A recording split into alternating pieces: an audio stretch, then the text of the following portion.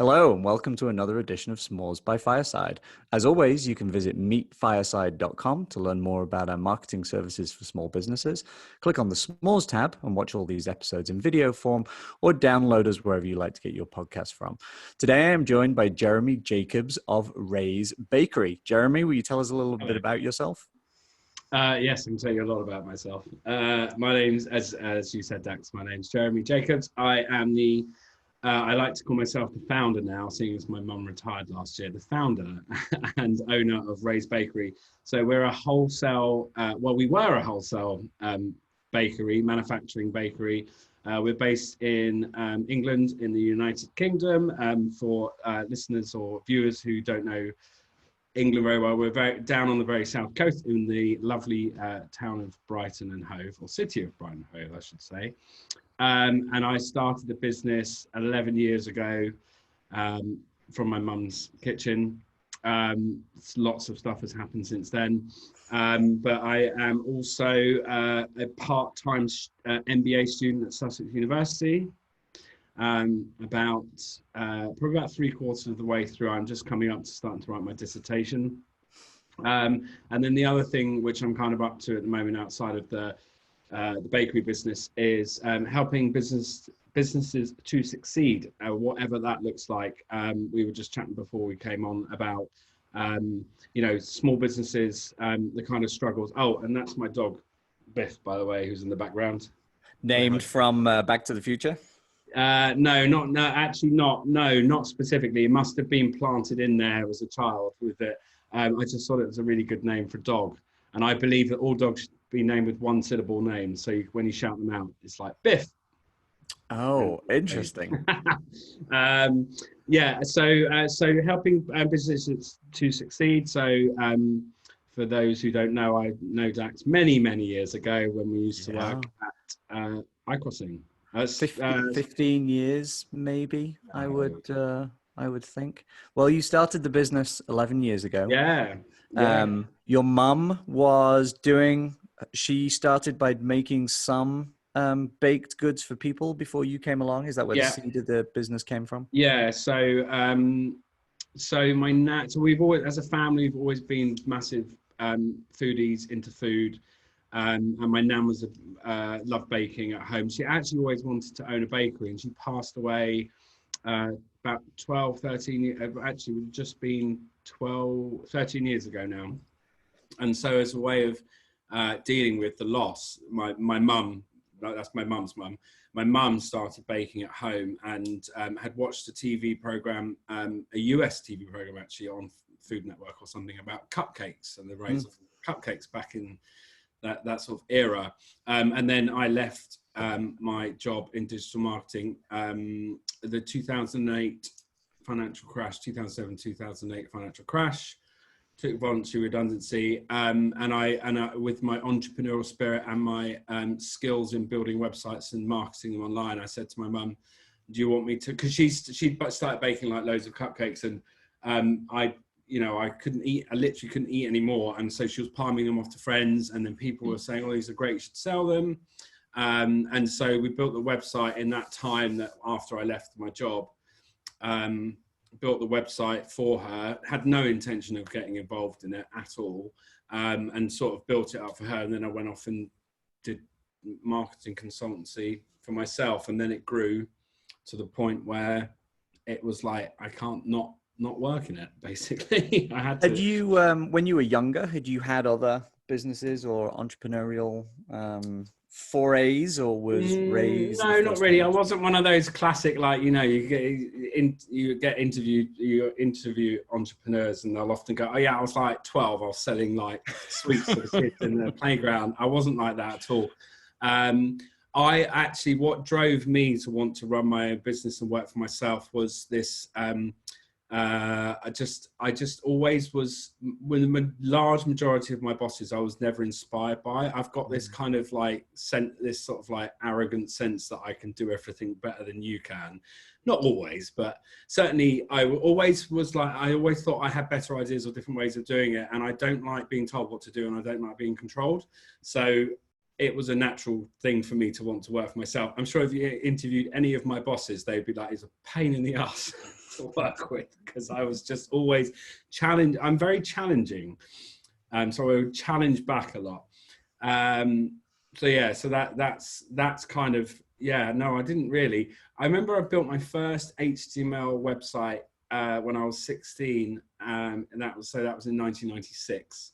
So I was hand coding. I was really into technology. I can lose myself in that sort of thing for days sometimes. So Wow. so I always had that sort of drive to want to create something by myself. So when I think about the history I know of Raise, in relatively early years, you went out and got an incredible contract with Virgin Atlantic to put cupcakes on their flights.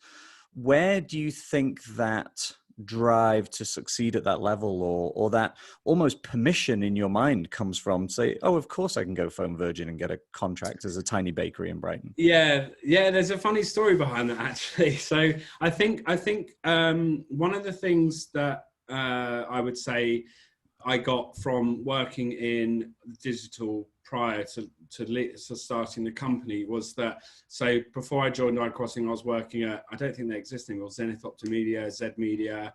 Who knows? These agencies change names daily. Yeah, so up in London. I worked for a small boutique agency that's still around, actually, down in Brighton, then moved to London. And I was thrust into boardrooms in front of very senior people, but I felt really comfortable talking about what I was talking about. Like, I knew my stuff. So I've always, been known to be very, people call me very charming and very, that's other people, by the way, just in case you think of Nice recovery. And I connect with people. I can look people in the eye and connect with people. So I don't have a problem going into a room and being like chatting to people most of the time. The story of how Virgin came about is quite different. So we've been working, the business had grown to the point where we started doing a lot of corporate stuff. And so I was looking at brands, and, I do believe most businesses, you'll have a list of companies you'd love to work with. And Virgin was always one of those. Like I always was inspired and admired Richard Branson.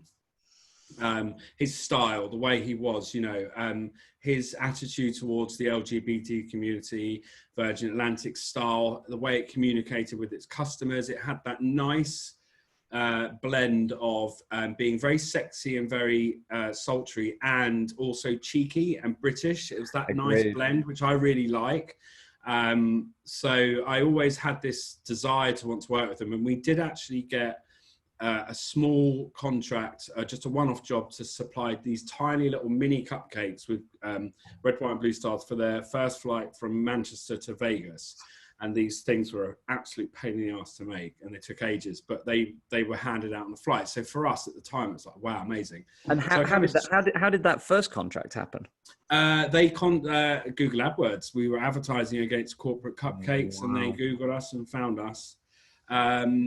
We always got complimented about our website, about the level of information that we had on there. It was a balance between being very succinct, but also giving the customer everything they needed to know about what we do.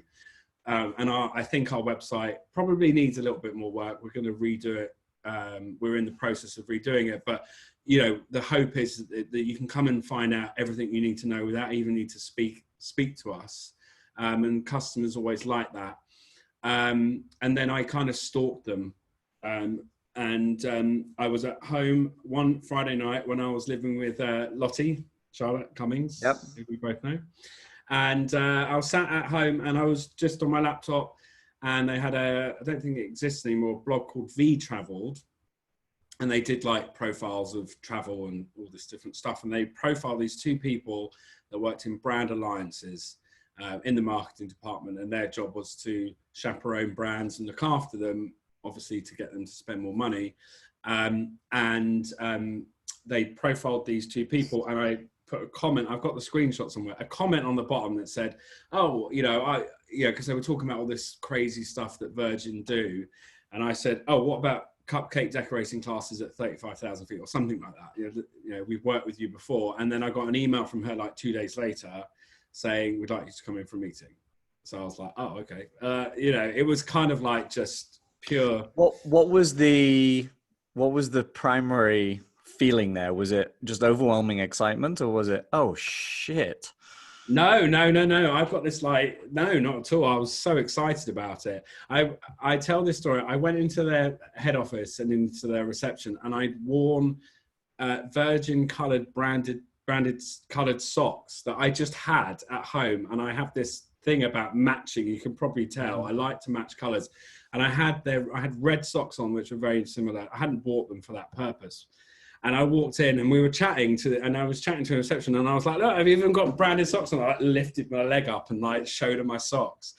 And then we went upstairs and had this meeting, and I've always been that, if someone else can do it, then I can figure it out. So at the time we were doing I think the most we'd done in one job was about 2,000 cupcakes. And the guy who was the decision maker said, oh, it's going to be about 5,000 cupcakes, I think he said a day. It's about 55,000 cupcakes a week. Can you do that? And I was like, yeah, of course we can. It's like, had no idea. Sure. But I knew, well, I wasn't lying. I said, of course we can, because we'll figure it out. Right. So yeah, so it kind of came about. But later on I found out from him that the two reasons that they selected us, one was, actually it was the three. One was we were local to them, so they're based in Crawley, we're in Brighton, so it's only, if you don't know, it's about 25-minute drive,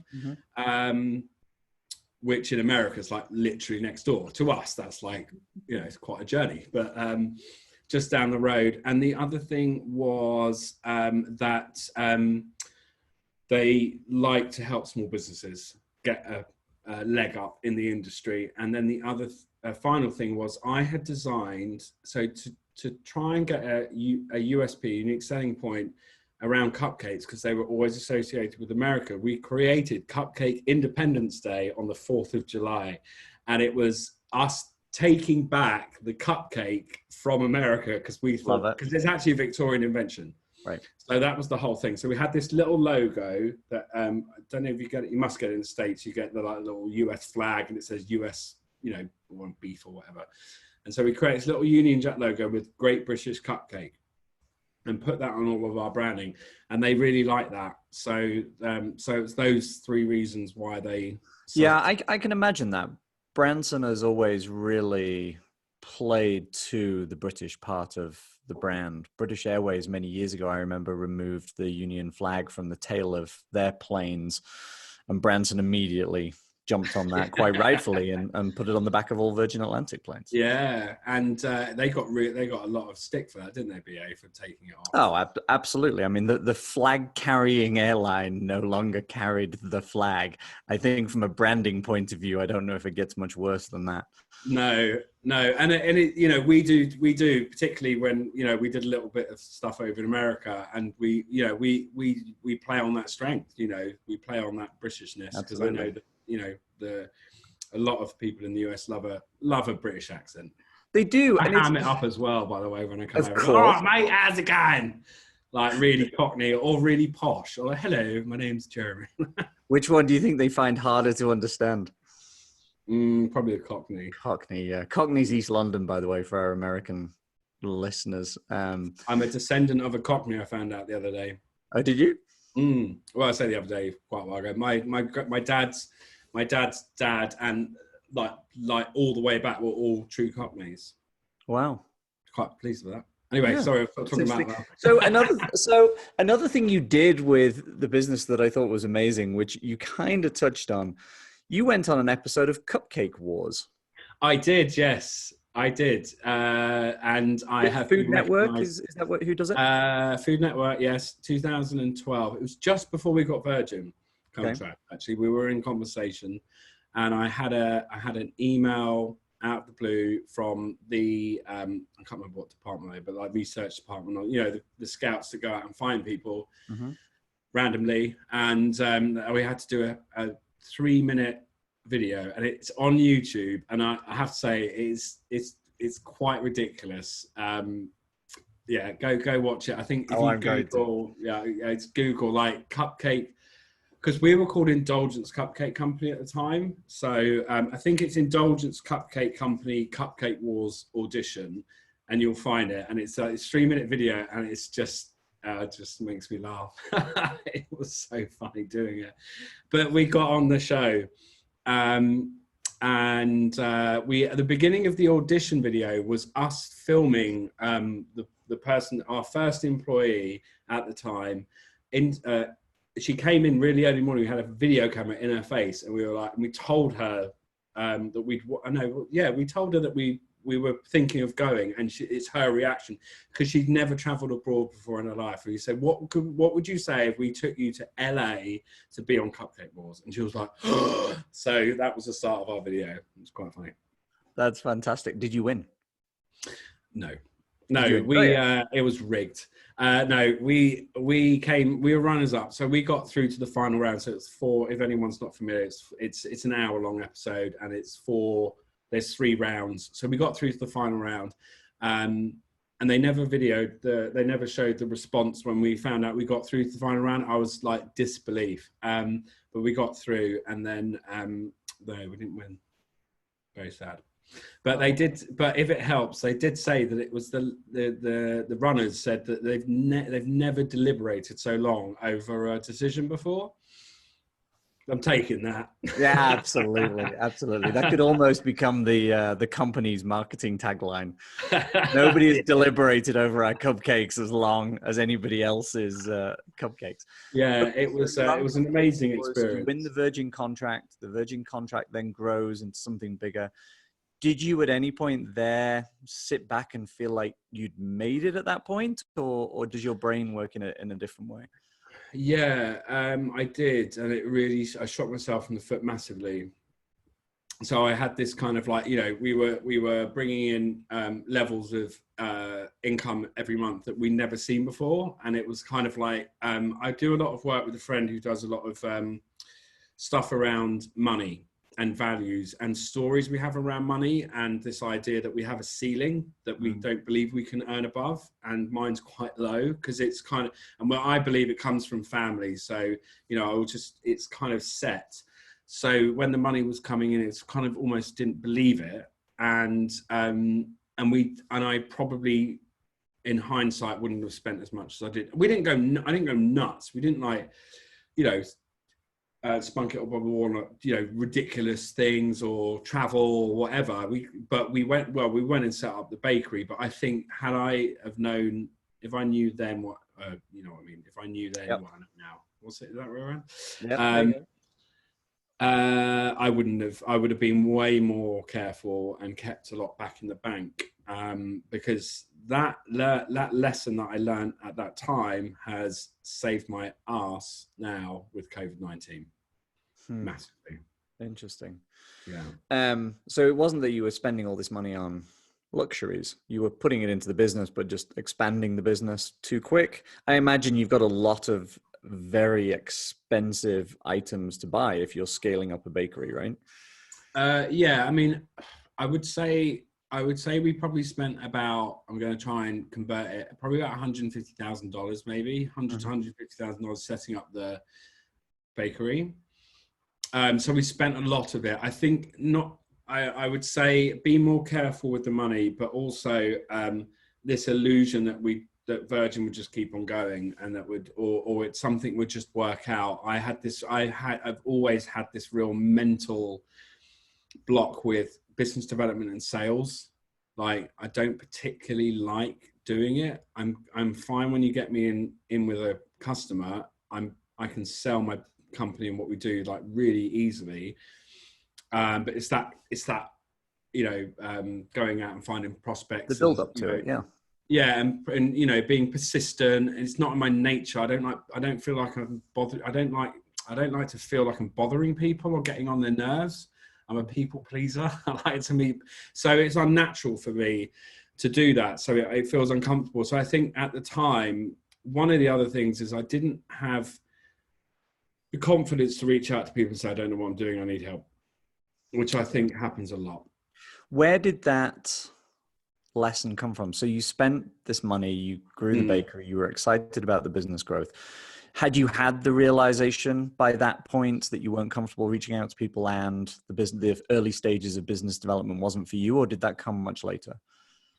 It's a mixture, actually. I think it's the old head in the sand. I'll just ignore it.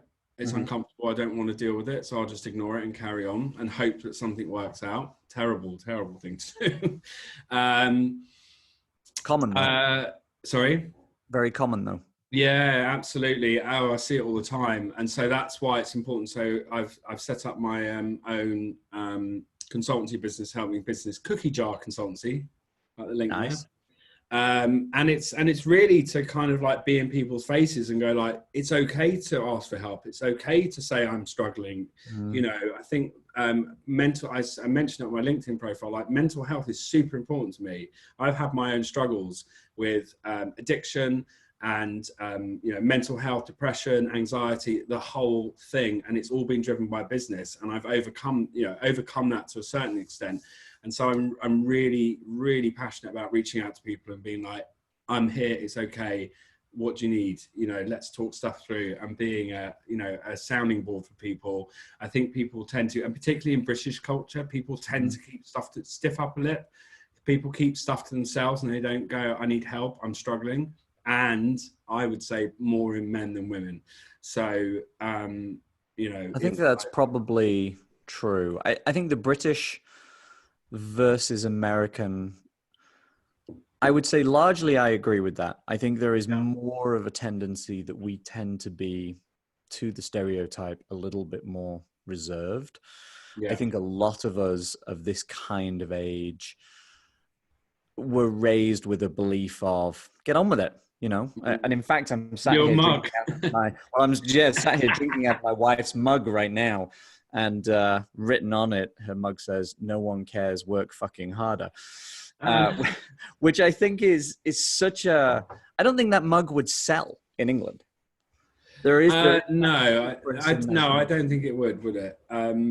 So that's no. great. You're reaching out to these businesses to help them, these founders, to understand that they're not alone. Interestingly, that's why this whole Smalls podcast exists. We have this huge network of clients at Fireside, and so many of them were telling us that they often felt they were the only people going through these struggles. And everything you've talked about so far will be things that people listening to are like, oh, I felt that, or I went through that, or I spent too much money, or I bet it all on one customer. So that's the fact that you're reaching out and helping people and make them understand that it's okay to talk about these things is terrific. Good for you. Yeah, I specifically reached out to people a few weeks ago and said, like, it's, you know, invite me to come and talk about this sort of stuff. You know, I think it's the most powerful way for people to get, you know, that if someone is able to completely share themselves and the struggles they've had without any fear of shame and being very, very vulnerable, I think it opens up a lot for people. And I think right now we need more people that hold their hands up and go, yeah, I'm really, you know, I've had struggles in the past. It's super important to me right now. So yeah. So let's talk about the big C word, where we are recording this right in the middle of COVID. I was going to say another word, but we're probably 60 something days into both the UK and the US being in kind of lockdown / shelter in place. What's it done to Raise? Destroyed the business overnight. Yeah. Pretty much. Well, I say that's very dramatic. So just to give a kind of context to it. So one thing that has been on my mind and struggled with, and it feeds back from that whole thing about this struggling with new business and stuff, is that we had about 80% of our income in 2 clients, which is obviously massive risk. And we've been working to change that. And we'd got into a very comfortable position with our 2 customers. We had good amount of money, you know, good profit margin, you know, money coming in. We could reinvest in the business, and everything was feeling, you know, great. And I was taking more time off work. I was only probably working 3 days a week and doing my studies and stuff like that. And I was super chilled and everything was going great. And then all of this happened. I was planning to move house. I'm meant to be in New York at the moment. I'm meant to be going to Florida in September. I'm meant to be going to Tirana in Albania in June. That's all been cancelled. You know, I get that, you know, in the context of things, that's very small. But yeah, all of our customers basically, one went out of business, a smaller one into administration, and the other two, one is airport lounges, number one lounges. They closed their doors, and then we co-manufacture a cookie dough product for a company, and they closed their doors. So everything dried up. You think those customers have permanently closed their doors? I mean, I assume the lounge company will come back at some point. Yeah. We're expecting them both to come back. It's when and at what level. You know, I don't expect travel industry to recover for years. Yeah. You know, fully. So we've lost everything. Well, I say lost everything. We haven't lost everything. We've lost the income. But that's why the thing I mentioned earlier about learning from Virgin to keep money in the bank is that I've got money in the bank. So I said to myself, and this was before we even knew COVID was coming, I wanted at least 4 months of income to run the business, you know, without anything coming in, which we got to. So it bought us some time. And then I had to just work very hard to, you know, manage everything and just try and keep the business going, really. I hope many entrepreneurs take from this COVID period that same lesson. And I'm so glad that you were prepared for this in that way. I remember my parents throughout their careers had built nursing homes, care homes in England. And so that's what I grew up around.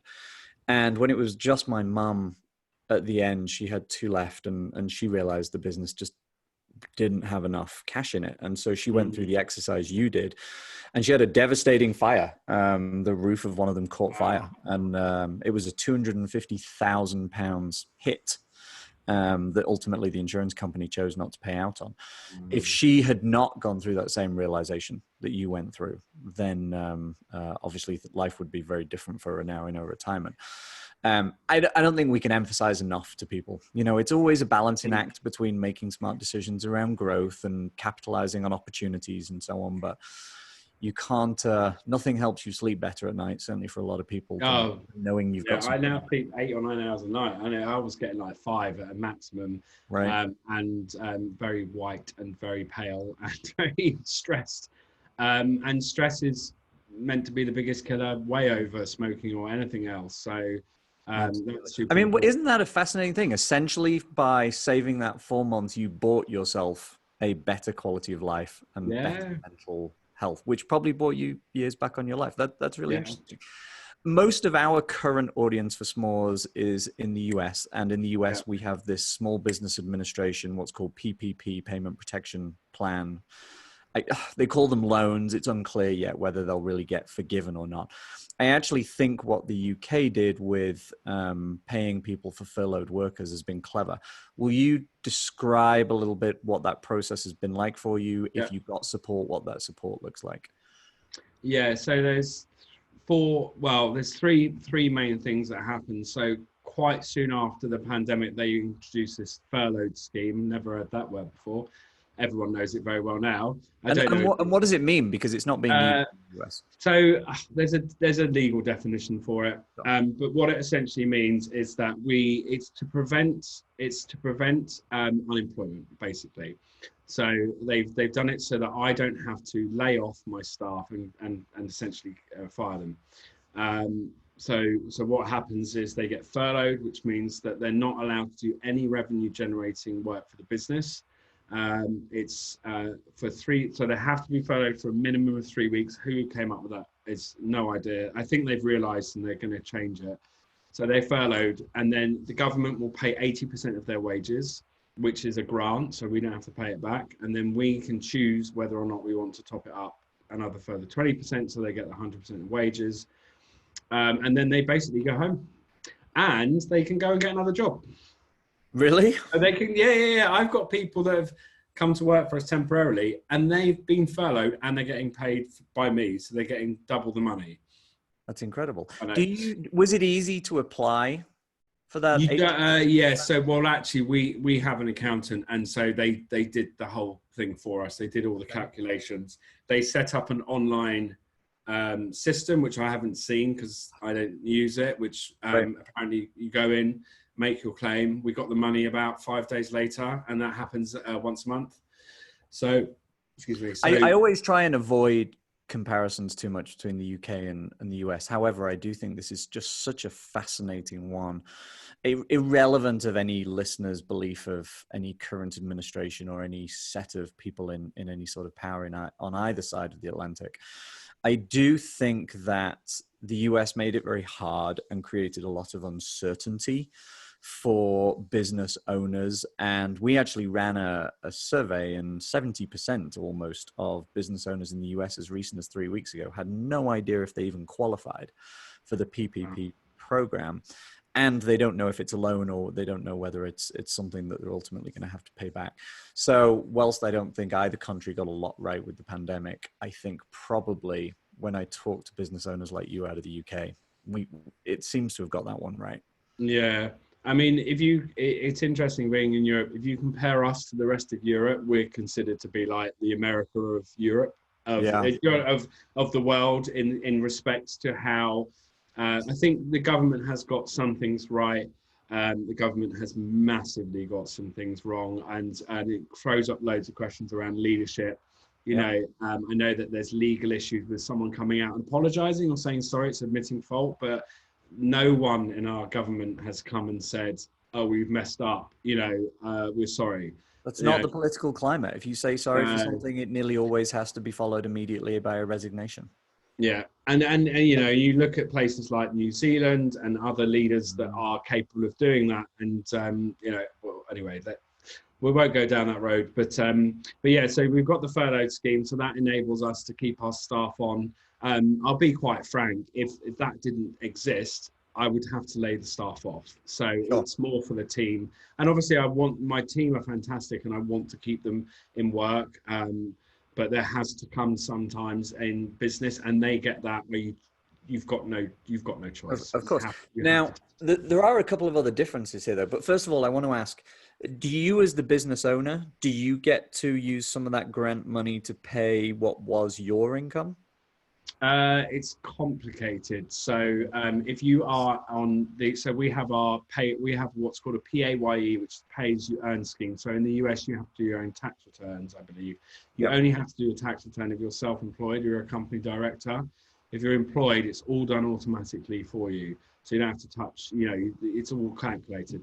So if you're on your if you're being paid through the PAYE system, then yes, you can claim against furlough. If you're self-employed, I don't know enough about that because I'm not self-employed. I'm a company director, Right. but I can only claim a proportion of my salary through this scheme, and a lot of company directors are getting nothing. Yeah, I suppose for in the States, we have businesses that can be set up as what's called an S Corp, for instance, which means that as a business owner, you can take distributions, but you also take a salary. And it was easy for business owners to claim the PPP for the portion that was a salary. People who were on what we call 1099, which in England we'd refer to as being a contractor, was Yeah, a significantly different process. That's yeah, interesting. So the other thing about, not necessarily related to COVID, but in the US, most people are employment at will, which means when something like COVID or something else impacts a business happens, a business in the US, if they choose to, can terminate all their employees there and then. In the UK, it's still the case, I believe, where after people have been there a year, it's is it 4 weeks 2 years notice? now. Oh, it's So two yeah, years. it's very different. I was having this conversation. I came over for a work trip to San Francisco a couple of years ago. We were talking about this. So yeah, in the it's funny because we watch TV and they go, "You're fired, get out of the building," and we're like, "You can't do that," but you Right. can. In the UK, you cannot do that. It's not legal. So it's called terms of service. It used to be a year. They've increased it to 2. So for an employee, up until that period, you can effectively get rid of them for any reason. It's very similar to US. Without notice now? No, you have to give a week's notice. That's a Okay. legal minimum requirement. You have to pay any holiday they're owed. Those are the two things. And oh, I'm not sure how to say this. Like if they're anyone other than a straight white man, Yep. then you can kind of fire them straight away. If they're anyone else, you're going to have to be very careful. How that will change after Brexit, because there's the European courts. You know, there's lots of European EU laws that sit around that. And that's a massive concern for unions and people, because they know that when the EU, we've already left the EU, but when we come out of the transition period at the end of the year, the government can do what they like. So we could switch to a system like the US, and we've got a Tory government that's very pro-business. So you know, from a business owner's perspective, it's probably better, but we're a business that care and treat our staff. And we'd never, even if the law said that, we still wouldn't do it. It's just not. It's not okay. Well, and also there are those of us that believe that the general well-being of the nation is directly related to the opportunity and growth of our businesses. And to have, there are more people now claiming unemployment in the US than people did in its entirety during the 10-year Great Depression. I mean, we're at 36 million people. And that can't help anybody's business. And sure, okay, for a short period of time, a business was able to get rid of their staff and not pay them anymore in order to save the business short term. But that's ongoing devastation for decades impact on most businesses. Yeah, I don't think we've seen the true impact of it yet. No, I don't think so. I mean, my kids are 1 year before going to university. And, you know, I mean, just the impact on their education, I think, will be something we won't see for a Well, I have the unique experience of being in the middle of face-to-face classroom teaching at university to then switch to online. Your MBA program. So how long is the MBA program you chose? So I'm doing it part-time, so it's 2 years. Okay. Normally a year. So we do 10 modules, you know, marketing, operations, HR, well, not human resources, people management. I did optional module on international business, negotiations. What else? Can't think of something. There's a few more, but I forget. Oh, accounting and finance, of course. The only unit I had an exam for, which I didn't enjoy. I love numbers, and finance is super important. And when they start going on about acid test ratios and stuff, I'm like, I know I'm great with numbers, but like that extreme version of it. Right. So obviously you chose to do the MBA before COVID started. So what was the trigger for that? So everything I knew about business, I learned through experience or Google. No, I'm not joking. Or I get it. Google something and go, right, how do other people do it? Or learn from someone else, you know, learn from my accountant or learn from our solicitors or lawyers. And I got to that point where I was like, I want to challenge myself. I want to learn the method, like what is best practice, or what is the current like way of doing things. And it was literally done because I wanted to do it, and it was kind of like hobby-esque, in the sense of I'm not doing it for the letters or the degree. It just always appealed to me, and I have to say, it's one of the best decisions I've ever made, by far. Well, earlier on, you talked about almost that permission where you're confident to do something if somebody else is doing it. Is there part of that psychology in going off to do an MBA where you think, well, if I get exposed to some of these things and I learn and hear about what other businesses are doing, that'll allow you to do better? I would say so. I think it's more, for me, it's more about like, no, I'm just trying to think. Yeah, it's definitely more about seeing how other businesses do it. And it's about having that confidence to, you know, having that confidence to do stuff that's more risky and I wanted more thinking behind what I'm doing. You know, more planning, more, looking at, models of how to look at the market, how to analyze a market, competitive advantage, all that sort of stuff. I'd heard or not really had the time to sit down and think about it. And whereas this kind of made me do that and There get is exposure to all the lecturers as well and their knowledge. right. There is very much something about this permission aspect. We see it when we talk to people in this format, where if their parents, for instance, were entrepreneurs, it gives them that permission. I've referenced a few times in this series a program which was called If She Can See It, She Can Be It, which was talking about getting females into leading roles in movies and TV shows as opposed to being secondary characters, particularly in like superhero roles or then professional roles like attorneys and so Yeah. on. So there's definitely something there about that permission element. There was a great story actually last week, this reminds me of, where this university student studying mathematics was late to a lecture, and the professor had written on the board two equations, two problems that the mathematical community have been trying to solve for, I don't remember, let's say 100 years, a long time. And she wrote them down, and because she thought it was an assignment. And so went away and came back a week later and said to her professor, look, I'm really sorry, I've only been able to do one of the problems for the assignment. And he read it and she just solved something. And I think that psychology plays into it as well, because if you're told something is really hard or impossible, I think you tend to go into it with that attitude and think, well, I can give up because nobody else has been able to do this 100 years. Whereas you take away that doubt and you have this clear space, then I think it gives you the ability to do so much more. Absolutely. It's funny you should say that. No, I completely agree. I'm really big on language and how I speak and how my world occurs to me.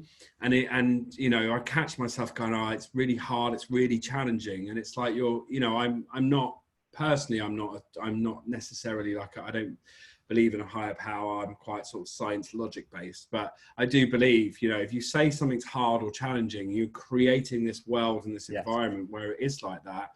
And what I'm really looking at right now is I know that I don't particularly like this term, but it's very useful, level up. Mm-hmm. Like, I know that there's so much more I can be doing. Like the level we've taken our vision and our mission statement for Raised Bakery, it's like we're talking about like becoming the planet's best loved bakery. Like, someone challenged me in my MBA course, well, you're never going to be able to, and I went, I don't care. Like, if I can't believe it, what is saying that we can't? Who says we can't? No one. And I got really defensive, which is great because I could sense that passion. It's like, the truth of the matter is we probably won't achieve it, but if we set that aspirational goal, then it informs, it informs me and my team about playing way bigger than we are. Food systems need to change. There's no doubt about that. And so as a company, I want to set my company up to inspire others on how things are done best for the planet and for people at the same time. We can't continue to consume food the way we are. It's just unsustainable. So I'm really like sort of looking at where are these self-imposed barriers, and a lot of that comes from our past, I believe. That's amazing. Jeremy, this has been a real pleasure to talk to you.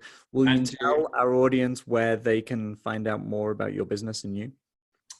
So Raised Bakery is on all, the normal social media platforms at Raised Bakery. I'm going to spell it R-A-I-S-E. R-A-I-S-E. The reason I say that is because when I say Raised Bakery, someone says to me, some people sometimes say, who's Ray? And I go, I see. It is a long conversation about that, about how we chose our name. But anyway, Raised Bakery, R-A-I-S-E, Bakery, all one word. Instagram, Facebook, Twitter, or raisedbakery.com. If you are in the UK, shop.raisedbakery.com for our online shop. Fantastic. Thank you, everybody, for tuning in. As always, you can go to meetfireside.com to learn more about our services for small businesses. Click on the S'mores tab and you can watch Jeremy and others in video form or download us in podcast form wherever you like to get your podcasts. Thank you. Great job. Hey, that was fun.